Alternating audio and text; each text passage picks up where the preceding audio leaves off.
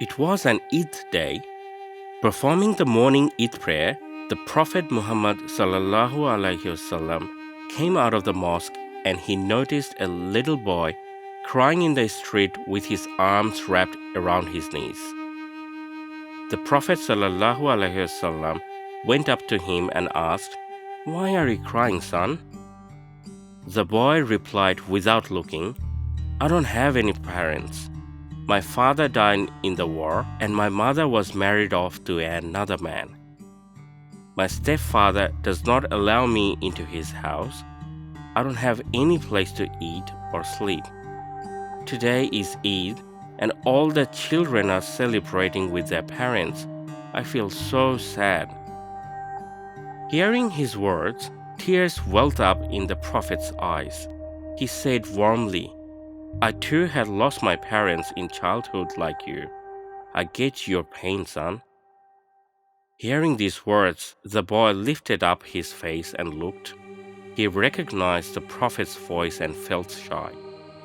The Prophet ﷺ asked him lovingly, "If I become your father, and Aisha your mother, and Fatima your sister, would that make you happy?"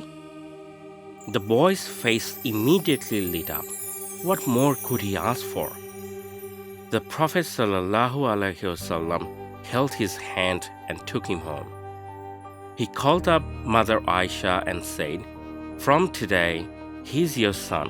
Look after him like your own son." Mother Aisha took him in.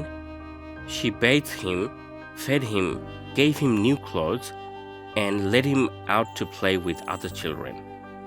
The boy grew up and became an adult in the Prophet's home. After the Prophet's death, the boy again became distressed about where would he go now. Hearing him cry, Abu Bakr radiallahu anhu said, "From now on, you will live in my home." This was how lovingly and respectfully the Prophet and his companions treated the orphans. The Prophet ﷺ said, "I and those who undertake the responsibility of an orphan will enter the paradise together." He then raised his index and middle finger together and said, "We'll be together just like these two fingers." The Prophet also added, "The best house of a Muslim is that where the orphans are treated most kindly and respectfully, and the worst house is that where the orphans are treated the worst." For practical reasons, it may not be possible for many of us to raise orphans in our homes.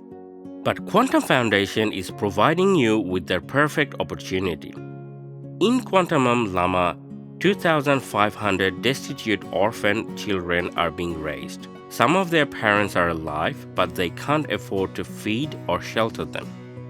Food, clothing, shelter, education, healthcare, and all other needs are being met by Quantum, thanks to the donors. In Cosmos School, each child's monthly average expenditure is 10,586 taka. Food cost 3,175 taka. Education cost 4,427 taka. Clothing cost 1,539 taka. Cultural and sports activity cost 73 taka. Books and stationeries 271 taka. Healthcare 95 taka. Caregiving 1,006 taka.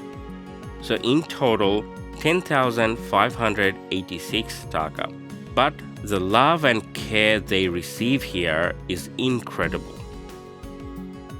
Along with rice, khichdi, eggs, lentils, and vegetables, their food menu also includes regular fish and meat. They snack on potatoes, nuts, chickpeas, and a variety of seasonal fruits. They drink the school's own factory-made soy milk and bakery food.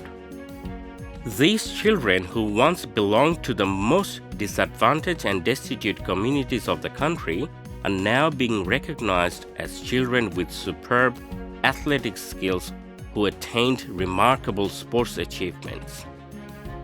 At Cosmos School, one teacher is assigned for every 10 children. They never study guidebooks for shortcuts. They only study their textbooks thoroughly throughout the year. Hence, the rate of passing at Cosmo School in public board exams is 100%. Even though they come from remote rural areas, every year 90% of the HSC passed students get admitted into the best public universities such as BUH, Dhaka University, Chattogram University, and government medical colleges. They have also set examples by starting out as practicing doctors and technical experts and also going abroad with full scholarship for higher studies. The regular school uniform and sports uniform of the Cosmo students and special uniforms for cultural programs are made at the school's own tailoring fabricant. The sports training quality standards at Cosmo School are at an international level. They are learning software development, programming, and graphic designing, and other technical skills. To nurture their morale and humane values, they are given religious and moral teachings as well. For 2,500 students, the monthly expenditure is more than 25 million taka. In a year, it is more than 250 million taka. It is a huge cost to bear for an individual. But when many come together and contribute regularly, it becomes easy. Be it the rise in daily expenditures or financial crisis, nothing can stop a parent when it comes to meeting their child's basic needs. To take responsibility for an orphan, the way that the Prophet ﷺ and his companions taught us, we have to act the same way for these children. Cutting off from some of our expenditures and saving a little are changing the fate of these children, who could otherwise have become drug addicts, a member of the terrorist gang, or victims of abuse. But they are now heading towards a healthy, bright future. Come, let's join together and take responsibility for these orphan children.